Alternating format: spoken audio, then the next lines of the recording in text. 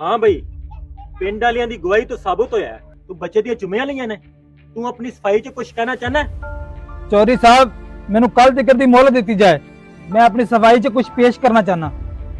ठीक है बई, हाँ भी पिंड वाले हो, ए पंचायत कल तक बर्खास्त की जाती है, इनका फैसला कल सुनाया जाएगा। ठीक है चौधरी साहब।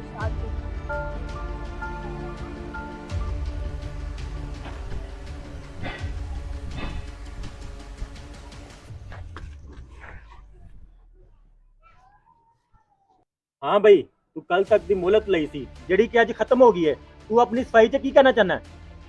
चौधरी साहब, मैं अपने सफाई च जो कुछ भी कहना चाहता सी इस कापी दे हर एक वर्के च लिख छड्या है।